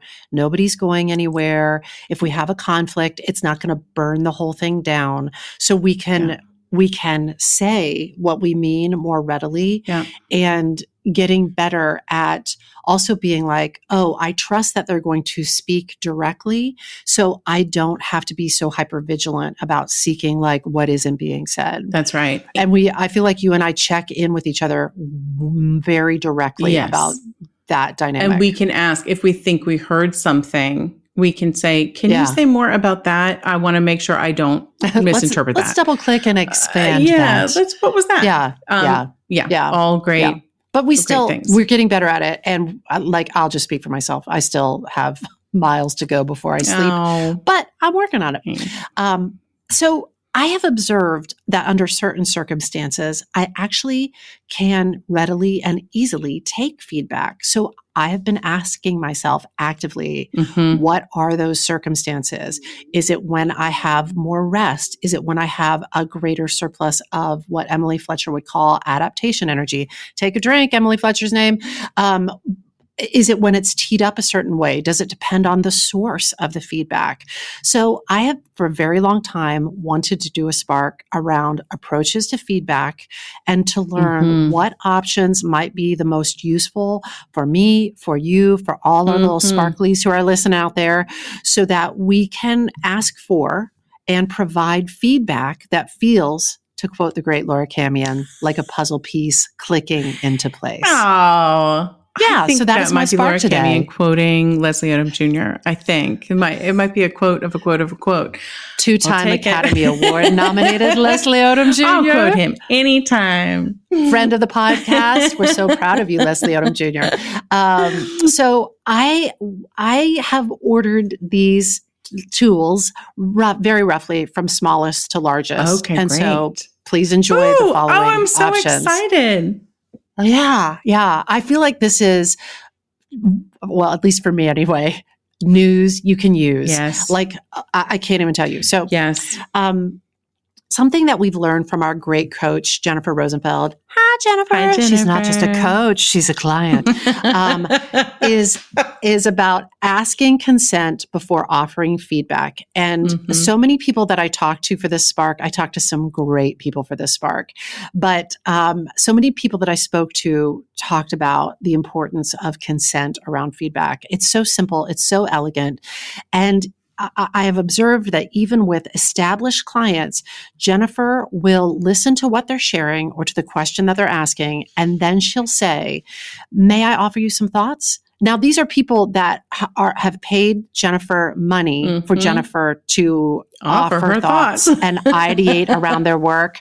But each time she says something like, may I offer you my perspective, or may I offer you my viewpoint? And of course, her clients say yes, because she's really insightful and she's very kind. And then she proceeds. But in that momentary exchange of consent, she makes space for kind, honest feedback, which I've seen time and time again leads to big breakthroughs for people. Yeah. So that is the first tool in the feedback process toolkit, just a simple, may I offer you a thought? Now, you and I are rocking a twist on that, Laura. We have for a long time. In our group coaching program and with our private clients, we say, may I offer you something and you can take it or leave it. And I frequently add, or tell me to go fuck myself, to keep it spicy. So that's another approach. May I offer you something, you can take it or leave it, and tell me to go fuck myself. No. May I offer you something, take it or leave it, or tell me to go fuck myself. Wait, so I can take leave it, but I could also leave it and tell you to fuck yourself. That's right. Okay, that's just what checking. I'm saying. Pick 2 out of 3. What are my options here? What are my options? There you go. So that's something that we do. And again, it's sort of a playful way to build in that consent piece. And we even in our group, we ask our group members to preface any offering that they're going to offer to another member of the group to say that. And it's people always say yes. It's very rare that people say no, but In fact, I can't think of one example where people say no, but yeah. But it's good to know, if people do that and you get yourself into a dicey situation of feedback, you're completely empowered to say, actually, I'd like to pull this back. I'm going to take this, go work on it. I'd rather pause on the feedback right now. Like you're entirely empowered to do that. We're going to get to that. I'm excited. We are going to get to that. Yeah. So moving forward, we received a great approach to feedback when we interviewed Bonnie Siegler on this very podcast. To refresh your memories, Bonnie is an amazing graphic designer who wrote a book called among other books, this book called Dear Client. This book will teach you how to get what you want from creative people. Sincerely, Bonnie Siegler, which again, I say makes for one of the greatest book jackets of all time. And if you recall, Bonnie had a deal with a bookseller in Texas. The bookseller would anonymously send this book wrapped in brown paper to the recipient/client of your choice, which I think is one of the most baller moves of all time. So amazing. So amazing. Bonnie is amazing. She's so creative and so smart and so direct. And Bonnie really knows what works for her in terms of feedback enough that she wrote a goddamn book about it. So, and she's freaking honest, and people count on that. She's direct. She's you know where you stand. You know how she feels about it. No bones about it. It's amazing. Amazing. So when the brilliant Bonnie Siegler was on the pod, she said, criticism is always taken more seriously than praise. I'm going to say that again. Criticism is always taken more seriously than praise. Yep. In a focus group, if someone criticizes something, the other people in the group might think, I must not be as smart as them because I like it. And it's hard to go against the crowd, which is why Bonnie hates focus groups. But she champions an approach simply structured as, I notice, I wonder. And according to Bonnie, this was developed to respond to children's artwork. When you are offering someone feedback, you say, I notice, without any criticism or judgment inferred. For instance, I notice that it's very colorful, it's very poppy, or I notice that you used a lot of yellow in this. And then moving on to, I wonder what would happen if, which is not saying, I don't like it, make it yellow. She gave I wonder examples like, I wonder if the scale was larger, or I wonder if it was in a different order, which changes the whole conversation. Per Bonnie, it's inviting dialogue instead of giving commands, which I love. Yes. I love that. Yes. And another variation on that theme we learned in one of our business classes, Laura, which is I like, I notice, I'd like to see. So this I love because it starts with the affirmation of I like. And I keep this, I'm showing it to you, Cams. I keep this on a Post-it note on my computer to remember it because I have to remind myself of its existence because it's so easy, especially when we're super familiar with our collaborators or discussion partners, to forget these steps. Yeah. And to illustrate that, I'm going to tell a story. It's a blind item. I won't name names, but this past summer, I spent a lot of time creating this talk with an accompanying sort of a keynote presentation, PowerPoint presentation. And I did the work, the kind of the heavy lifting on behalf of a group of collaborators. And after we went through it in advance of the live presentation, the collaborators went straight into notes about what adjustments they wanted to see. And then someone thought to say, oh, good job. Thank you for doing all that work on behalf of the team. And Camion, this might be my rejection, sensitive dysphoria, but I was pissed. Yeah. I was pissed. Yeah. But here's the kicker. I'm guilty of this too. I'm sure I have done this to you, Camion, in the past 72 hours. So I'm saying this so I will remember it. Yeah. When you follow the I like, and then I notice, and then I'd like to see, I think that feedback is so much easier to hear. It is. And sometimes the I like can be, I like and appreciate all the hard work that you've done on this on behalf of our group. Thank you for doing it so I didn't have to do it.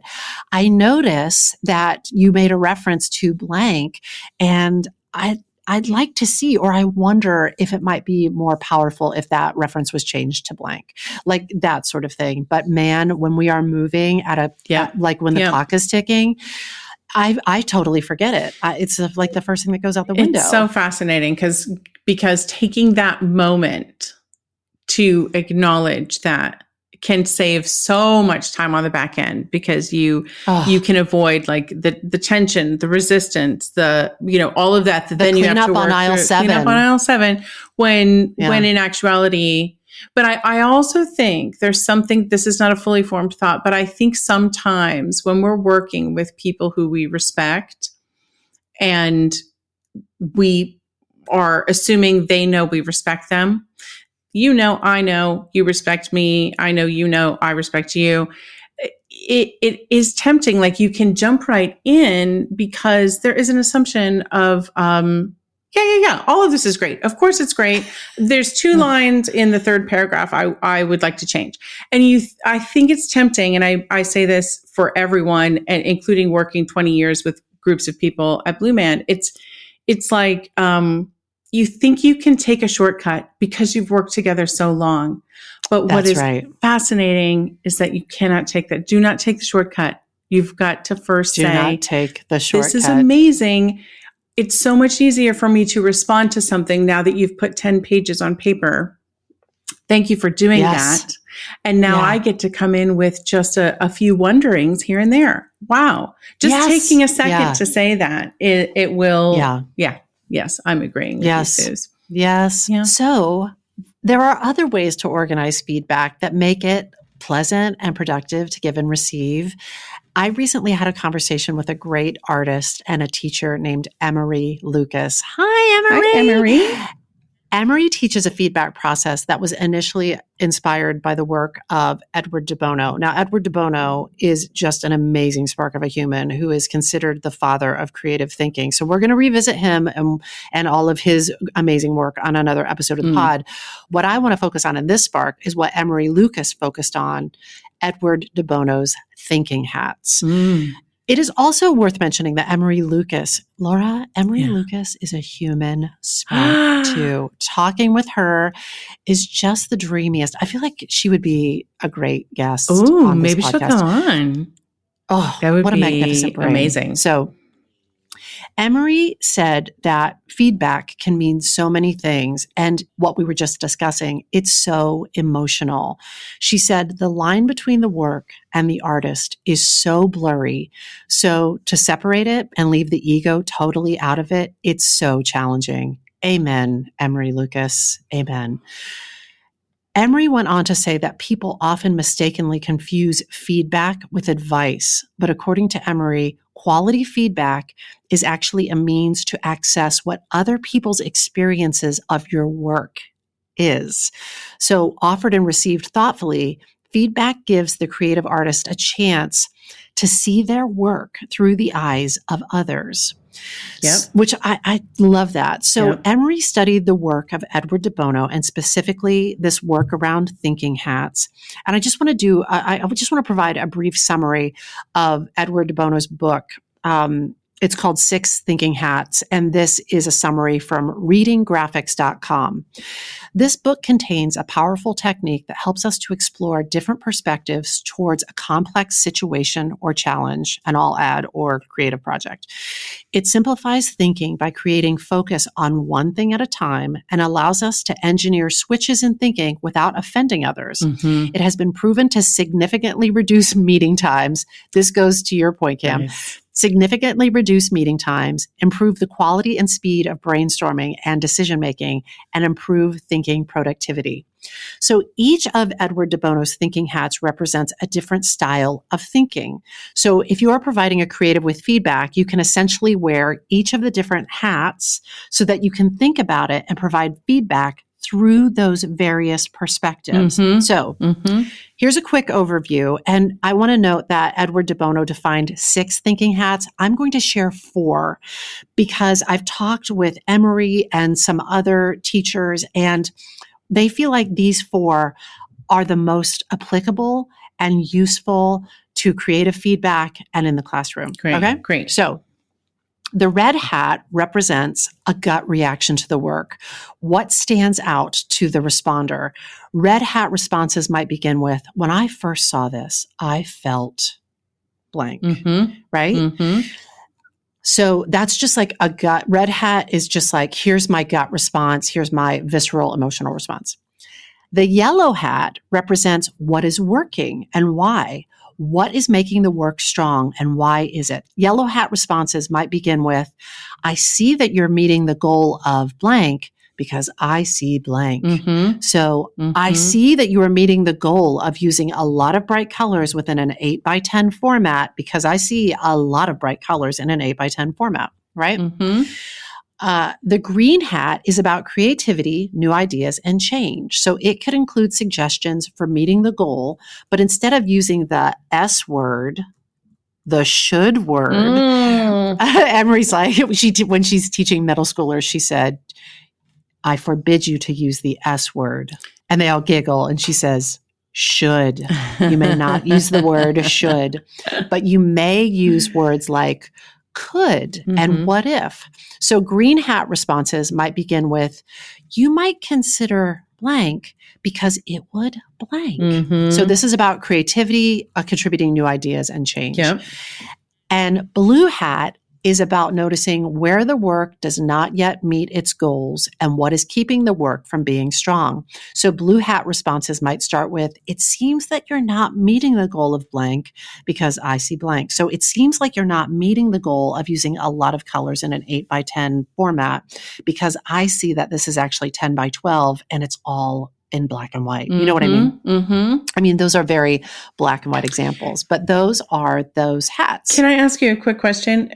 It seems to me, and maybe you're going to get to this, but in order to know whether you're meeting a goal or not, everyone would need to know what are the goals. What the goal is. That's absolutely right, Laura. And that is also another, I'm going to get to this in just a moment, but it's with a lot of these, especially these bigger concepts and structures for feedback that I'm sharing with you now, the responsibility of the creative artist who is sharing the work, the responsibility on them to contextualize what they need in terms of feedback and things like what the goals are. It is, there's more responsibility on the sharer of the work to define those things. You know, I'm passionate about this because I feel like when you mentioned that, Emery said that feedback can be confused with advice sometimes. I think it can also be confused with the desire for engagement, and just like some of our processes are lonely. And what you're really craving is some human connection and some, engagement.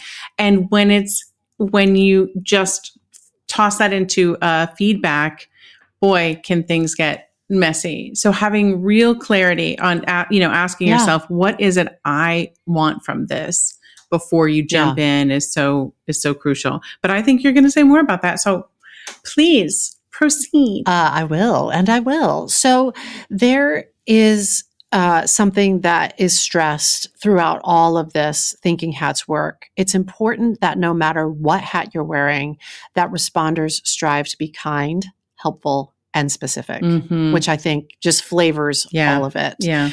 So Emery Lucas spent 2 years of trial and error taking De Bono's Thinking Hats, breaking them down, making them more concrete and digestible for middle schoolers so that even younger people would be able to latch on to these ways of thinking. Amazing. What if you learned this when you were younger? What if we learned this when we were younger? I know. Love it. She did it though. She taught this at the STEAM school where she worked with my sister, Julie. Hi, Julie. Julie is the person who actually introduced me to Emery. And the whole culture at the school totally adopted it. And when you walk into that school, the Thinking Hats are represented everywhere. There are Thinking Hats hanging from the ceiling, literally hats that are the colors of the Thinking Hats that are suspended above the classroom. Like it has been totally embraced by this educational culture. And this is how these teachers and students contextualize feedback for each other. Emory's students got to a point, and Julie says the same thing about her students. They got to a point where they are able to fluidly switch between hats, even when they are working alone.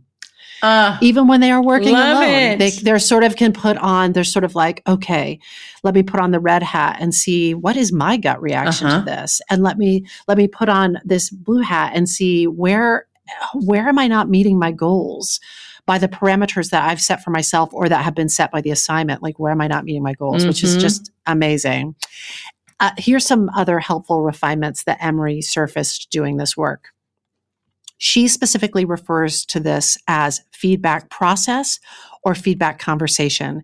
It's not just we, the group, are giving you feedback.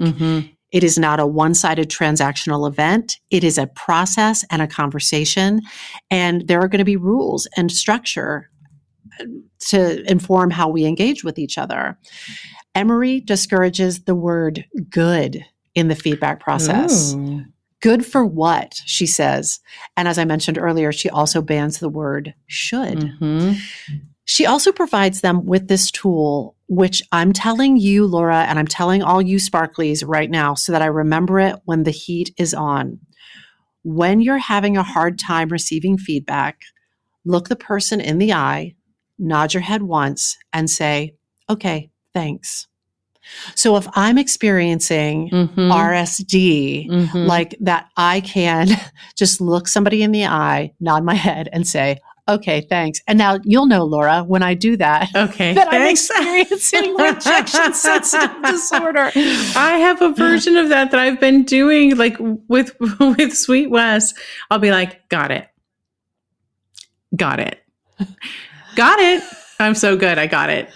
because and now, like, if the other person knows that's a clue that you're like, okay, I understand it. And I've got your point. Now I need a minute to process that, which, okay, interesting. Thanks. I think I say Okay, got thanks. it when I've got it to you. It just might mean I think I've got what you're trying to convey. And so we can keep going, especially when we're working against the clock. But I don't want you to think that I'm saying you have to stop talking to me right now. Got it. Which is when you say, okay, thanks, that means please stop talking.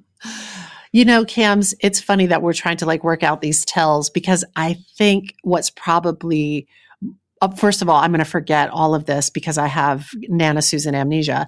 But I also think what we're doing is even better when we just say, I'm having a feeling right now and I'm making up a story and here's the narrative. And I just want to check in with you and see what's going on your side of that Zoom. Yeah. What I mean? I know, even recently we've just said, I'm going to be fine. I'm processing the loss of this edit or whatever, this cut that we're making. I'm just processing it. I will be fine. I'm taking a moment. Yeah. I feel like we're both getting better at narrating what is happening in real time. Yes. So it doesn't, so you don't have to it's wonder. A little bit it's kind of you don't have, the other person doesn't have to wonder. I think it helps clarify the thought for the person, clarifies the feeling for the person experiencing the feeling to put it into words. Yeah. And it also is real time cleanup on aisle 7. It is. Yeah. And let me help you with that. I brought a broom. We can just clean that up, I brought some pink sawdust to scatter on your vomit. Oh, thanks. You told me a spark about detritus and cereal. I give you that. So back to the spark. So Emory said that this work has so many applications beyond the classroom. She uses it herself as a human in other workplaces, other consulting she does, certainly in the creative process. She describes it as a feedback process that can hit all the different corners of a creative thing that you're struggling with.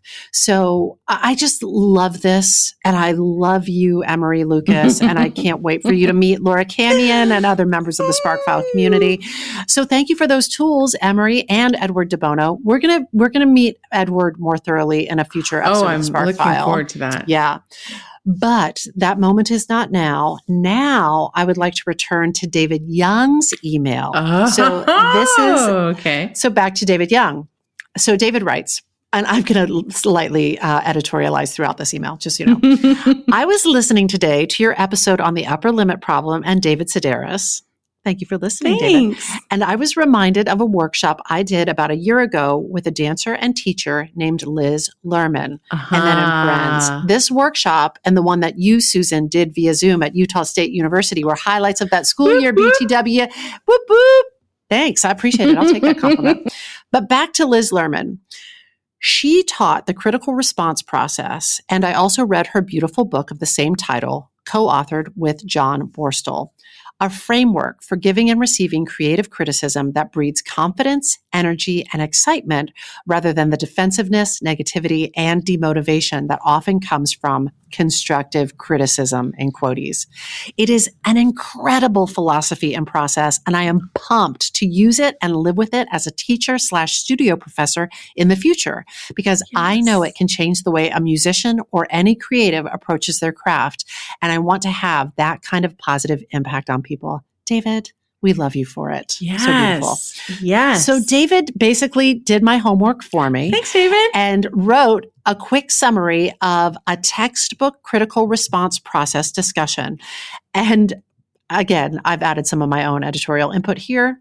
And I'm going to talk more about a source of mine in just a moment. That's me talking, Susan. So these are David's words.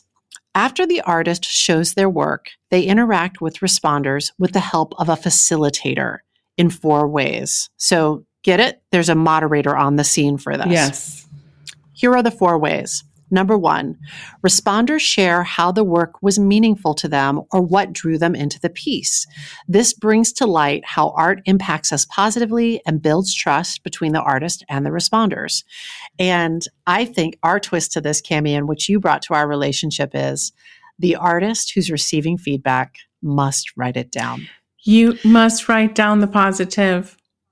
Said the person who's like, wait, if you don't have any negative stuff for me, this must not be a feedback session. You must write down the positive.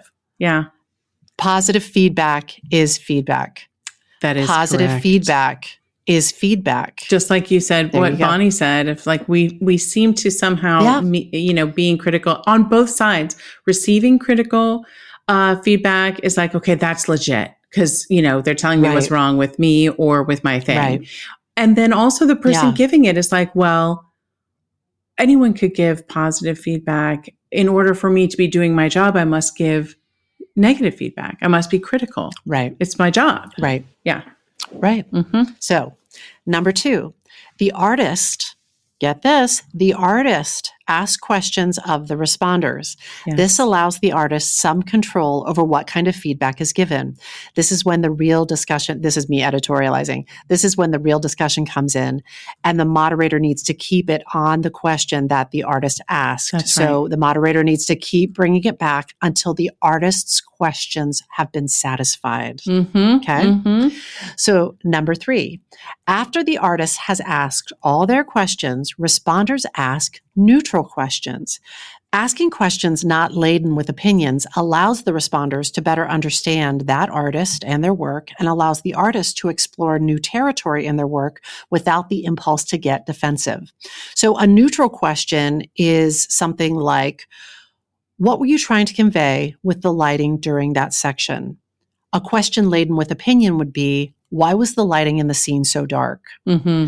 So a side note, almost anything can come up in this section. A question could be, have you thought about this as a screenplay? Mm-hmm. That's a neutral question. Mm-hmm. Okay. Mm-hmm. Number 4, if the artist gives their consent, responders give opinions. Only at the end do responders get to share their opinions and suggestions, asking first, I have a comment about blank. May I share it with you? So this goes back to consent. The artist is given the power to opt out of receiving comments if they don't think it will help them in that moment. Yeah. So this is to your point, Camian, about like, I'm taking a lot in right now. I'm getting close to Capacity. full. Yep. There's no more room at the end. So I'm going to say not right now, but thank you. Mm-hmm. So just a Susan sidebar, these these opinions should be concise statements said in a way that has kindness attached to them. And this is a piece of, and I'm going to talk about the source of this in just a moment, but I just love this. Your opinion is not about your opinion. It is about helping the artist solve their puzzle. Yes. Okay. I'm going to talk about the source of that sentence in just a moment. So all of this came, as I said, as I was writing about the spark and Liz Lerman's critical response process, which still, of all the sparks you could send, David Young, you little psychic, like it's just crazy. So thank you for that, David. And thank you for your beautifully written email.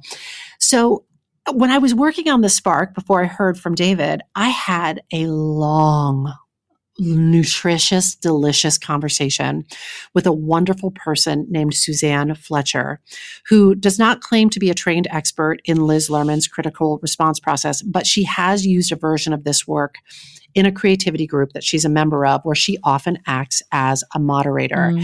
And Suzanne Fletcher is my jam. She said that she's just wonderful. She said that one of the reasons she loves this work is because, as far as feedback goes, it's like being on the operating table, but with really good anesthesia.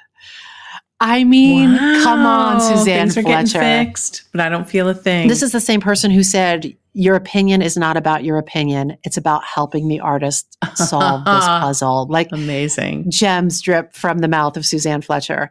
Suzanne said she also likes this approach because it comes out of the sense that the group providing feedback is trying to help the creative artist figure out this puzzle, and maybe the group can help them find a piece. So it's, she's wonderful. She went on to say, it's all storytelling. There's an infinite number of ways that you can tell the same story. So if you're an artist, you're in the midst of working on something, the moment someone puts something into your head, you can never get it out. So it's not about suggesting how a person rewrite their story. You're trying to help the artist make what they want to make instead of getting them to make what you would make. And that is the challenge of it and the beauty of it. And she said that when the group is in sync with this work, it explodes the possibilities for the creator, which just gives me like goosebumps. The thought of it. Yep. Suzanne said that this approach to feedback process puts more responsibility on the person who is requesting feedback. That artist takes more responsibility for what their needs are, Camian, per our discussion. And that means that before one of these critical response sessions, the artist needs to give some forethought to what their needs are and then ask for it. Formulate the language to ask for it. So about this process, my friend Suze, who is also a devotee of Liz Lerman's critical response process, says, if you have a great moderator, it is great. And Suzanne Fletcher, by all accounts, is a great moderator. The moderator can help read what the artist is feeling, and they can ask questions like, do you want a break? Do you need to take notes? Do you need a moment of quiet? Or you seem to be getting a lot of feedback on character X. Do you want to hear more about that or move on or take a break from that line of discussion? Which I was just like, genius. It's just genius. So the group that Suzanne is a part of and Suze is a part of, they've made some fun tweaks to this process, which I just love. After the artist presents their work, they get to share their first response to the experience of presenting their work, which I think is great because they get first say to say, That's my right. God, that felt wonderful. Or, oh my God, my heart is pounding. That was rough, friends. That felt rough. So I loved that. Another tweak, when you agree with something someone else is offering, instead of repeating it and restating it, they tap their feet or they snap their fingers. So it's just sort of like me too, me too, me too, without having the point repeated. When someone in the group is giving feedback and they begin rewriting the artist's work, the members of the group start flapping their arms like chickens. So it's sort of a fun way to just be like, you're doing it. You're doing it again, Ronnie. You're trying to rewrite somebody's work. And another thing that they encourage is no cross-talking with other members of the group, that there's one discussion that's happening at a time. It's focused on the artist and the moderator, and there's no cross-talking. I like that. Yeah, I love this approach. And I'm so thankful to Liz Lerman for developing it, and David Young for sharing the spark, and Suzanne Fletcher and Susie Meisner for being such badass participants and moderators and sharing their wealth of wisdom around this method. Amazing.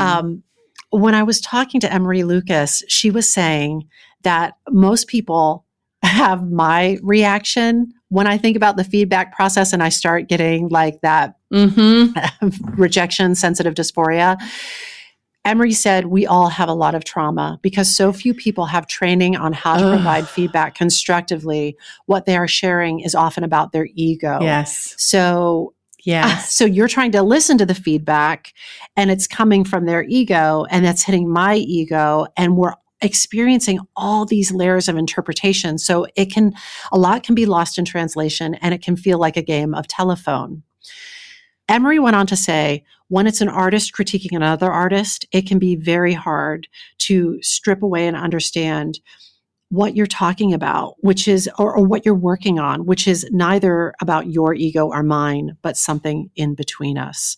Yes. So to somehow not be affected by that or to take it personally, it's an ongoing practice. And I thought it was very wise of Emery to say that. This is an ongoing practice. It is. And you may come to find that there are certain people in your life who are not interested or able to engage in the process, with a set of rules around it.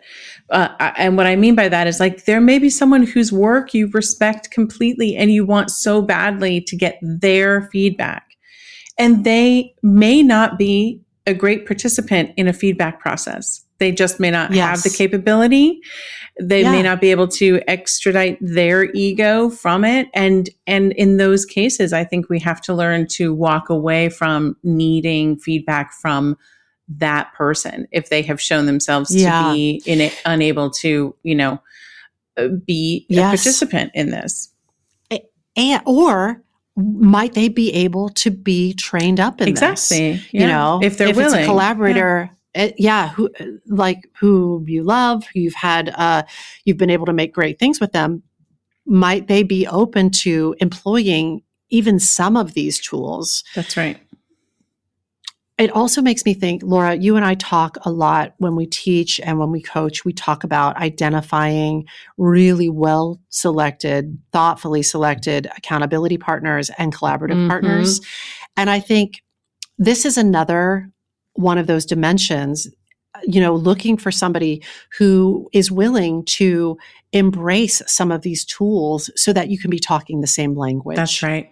And you can really be lifting each other up and inspiring each other with these conversations instead of inviting more trauma into the situation. That's right. That's right. Yeah. Yeah.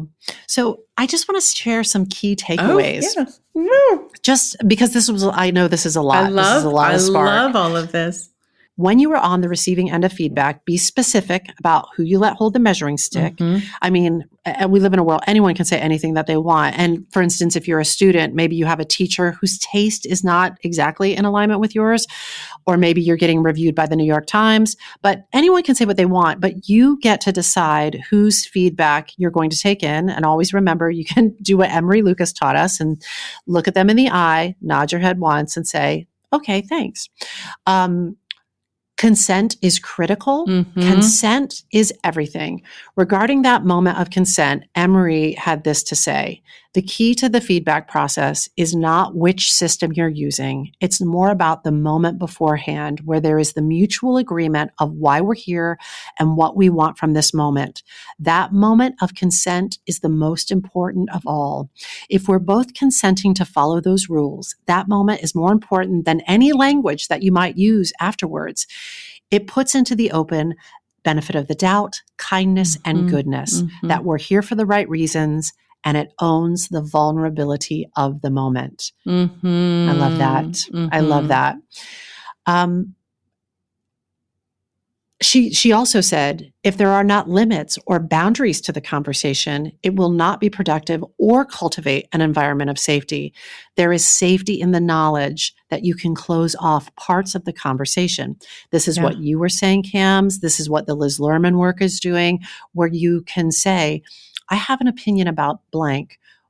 Would you like to hear it? And the person can say, I'm not open for business. That door's not, I'm still working that out in my own mind, So I don't want, I agree that it's perhaps an unfinished, or it's an unanswered question. I'd like to spend more time thinking about that first. Exactly. Another takeaway, if you are seeking feedback, take a more active role in the feedback process and be specific about what you need. To that end, providing context is key. Let responders know roughly how much work you've put into this and how sensitive the subject matter is and how familiar or unfamiliar the medium is to you. So, for instance, if you spent 30 minutes writing your 1 millionth comedy sketch about something you overheard on the subway that made you giggle, we're going to contextualize that differently than, say, the first chapter of the first book you've ever written that you spent 2 weeks polishing about a topic that is very hot to the touch for you. Providing context is going to help responders calibrate that feedback. And then, what do we make of it, Cams? I'll tell you what I'm making of it. I am making a kinder, more productive approach to constructive feedback that empowers the artist to ask specifically for what they need. And I think in doing so, perhaps a bit less rejection, sensitivity, dysphoria. That's what I'm going to make of it. That's huge. That is huge. It's going to be huge for you, baby. Woo! I'm so not worried about it. I love that you're doing that for you, and great. All of us will benefit. But I love doing that also for all of our clients, and the knowledge that we will create safe spaces and brave spaces where these conversations can happen without fear of more trauma and without fear of shutting down, with everyone understanding what their role is in it. I haven't figured out how to word this yet or expand upon this. Put it down messy, baby. I'm going to say, I would add to the takeaways, know when it's not about you. Because when people do say, let's say they go off the rails and they do say things that feel inappropriate, I just can't. I'm trying to. I'm like, am I going to give an example? I was among a bunch of people, very, very high functioning creatives, and someone who was struggling with their own work blurted out, "No one here knows how to write. No one." Whoa! And I was like, I do. I know how to write. I thought, and this is what I thought to myself. I was like, I know how to write. This isn't about me. This is about what you're struggling with right now. And I'm not going to take that on. I'm not going to leave here today with some message that I don't know how to write, because I know that I know how to write. And frankly, you know that I know how to write. So this is something you're struggling with right now. I'm going to have compassion for you and your struggle. But I am not going to put this heavy blanket on my shoulders and walk out of here right now. No way. Man, Camian, here's the thing. When we throw down these blind item anecdotes, I'm like, who said it? You do know the person. Are you with me? I'll tell you off. I'll tell you off screen. You do. Awesome. So I want to make sure I'm hearing you correctly. When you, and maybe you're not in this sort of very thoughtful feedback process that we're describing, but when somebody just blurts something out, being able to identify when it's not about you. And this is something that I have come to later in life, and very difficult for me, because as I mentioned up front, everything was about me. So if anything went wrong, if I'm at a party and people aren't having fun, it's not even my party, but I still feel like I've got to get the people, like there must be something I'm doing or something I could do. Oh my Somehow God. everything's my responsibility. God, how did you not just how were you not exhausted and just sleeping all the time? That sounds so tiring. Certainly was. But it's because there wasn't, I understood my parents not wanting, like on the very far end of the spectrum in the other direction is like, oh, they're just saying that because they're jealous. That sort of there isn't anything for me to learn about this because this is just all the other person. That was the opposite of my upbringing. So I'm over here on the other end of the spectrum where everything must be related to my faulty being. Of course. Yeah. And so really needing to come to the middle, like I still very rarely will just a blanket statement like this isn't about me. But there are times when it isn't about you. And it took me a long time to learn, and I don't overuse it, but there are times when I can look in someone's face and I can think to myself, oh, hurt people hurt people. And this is someone who is hurting right now, and they're swinging a knife. And I'm just going to step back. I'm going to send them some love from afar. But what I'm not going to do is take on somehow responsibility for what's going on in them.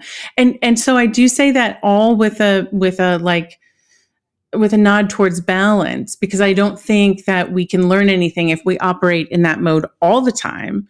But I do know of many a story we've heard about feedback and my own experiences too, where that comment, that really hurtful comment, that's not about you. That came from somewhere else. And it's okay to walk away from it. The other thing that's coming to mind for me is I'm like, when does this break down? And what I have observed is this breaks down when there's a ticking clock, when it's sort of like we don't have much time, and it's almost go time, and we have to be working very quickly, or when I am tired. And when I'm tired, I can get a little sloppy with my self-expression, and I may forget. I notice I'd like to see, right? That goes out the window. But also when my defenses are down or that adaptation energy is low, I know I've observed in myself, even in interactions with you, where I will perceive something that later in the cool light of day, when we unpack it and clean it up, I'm like, yeah, when I'm tired, I can take things, I can go more quickly to that dysphoria. Sure. Yeah. And you got to think like that happens in groups as well. I'll add to the list of when it breaks down or has the potential to break down. And I think that is when in a group setting and asking for any kind of feedback. If there is an idea in anyone's head that they can impress others with their criticisms, with the way their ability to pull something apart. So if that dynamic is set up where there are leaders in the space and there are people who want to impress, I think it can break down, because people then, instead of thinking that my job is to help solve this puzzle for this artist, they think my job is to stand above head and shoulder above the rest. Yeah. So this is where I feel like somebody like Suzanne Fletcher is such a fucking badass. This is where she totally kicks ass, because she's no joke. Like she's not having it. She's this warm, wonderful person. And it's also, she's very direct, and she is not having it. She's there. And she said that thing that I love, which is, your opinion is not about your opinion. It's about helping the artist solve their puzzle. And she is, how can I say, I don't even know. She's there to make sure that artist is getting what they need. And I almost said bodyguarding them, and it's not that, but a little bit is to be that advocate for that person when they're vulnerably sharing of themselves and then also vulnerably receiving input on as Emery Lucas was saying, work where the artist and what they make, those lines are really blurry. Yep. So it can be like, I'm sharing something of myself. I'm sharing myself. Those lines are really blurry. Mhm. And so you're right. Having like a really good moderator, It's essential. artist, creative bodyguard. And I think like collective agreement on why we're gathered here today. What is our purpose? Yeah. I do think like, again, in the professional world and the creative world, there is a instinct and a belief that it's necessary to be additive. So if you did not contribute something amazing in this Absolutely. critique, you haven't been Yeah. additive. So why were you in this meeting? Why are you a part of this group? And so figuring out how to alleviate that. It is okay if you don't have the answer. If I don't have anything that could be helpful to Susan in her process right now, it is okay for me to remain quiet in appreciation of her work, but simply like, I don't know that I have an answer. And and that's fine. So you can pass. But I don't think that things are typically set up where that feels like it's an okay thing. It feels like, well, you're not. Right. Yeah. Why are you not saying something? Yeah. So it's interesting. I love this spark. I love this conversation. I really think it's an honorable quest to get to. I do too. I do too. And I am excited to implement much of this and reinvest in some of it and to share it with artists that we love and including our clients. So yeah, I love it too. Good job. Beautiful spark. I think that's it. I think it's time to get you onto your vaccine, kid. Okay, I'm going to do it. All right. This episode of the Spark File was made on Muncie, Lenape, and Seminole land. And as always, we hope this put another bunch of sparks in your file. If there's a spark you'd like us to explore, David Young, or if you've taken a spark and fanned it into a creative flame and you'd like to share that, also David Young, email us at thesparkfile@gmail.com or submit it through our website, thesparkfile.com. We'll even take your feedback happily. But you know the price of admission. First, you have to share a creative risk that you have taken recently. You can follow us on social at The Spark File and be sure to subscribe, rate, and 5-star review this podcast. It really helps other listeners find us. And if you like this podcast, we hope you'll share it with people you love. And if you didn't like it, ask consent before you give us feedback. What? Yes, Emery Lucas. If something tickles your fancy and gets your creative juices flowing, we're writing you a forever permission slip to make that thing that's been knocking at your door. It's your turn to take a spark and fan it into a flame. You got to take it and make it. Make it. Sparktopus! Woo, Sparktopus! When I bump into something that inspires me, I dump it in my spark file. Could be something that I wanna make or how I wanna be. I pump it in my spark file. I jump into my spark file. Let's open up the spark file. Hi, friends. Susan Blackwell from the Spark File here to let you know that the doors are open for the Spark File Illume, a 9-month group creativity coaching mastermind that invites you to be the chief creative officer and chief marketing officer of your creativity. But what does that mean?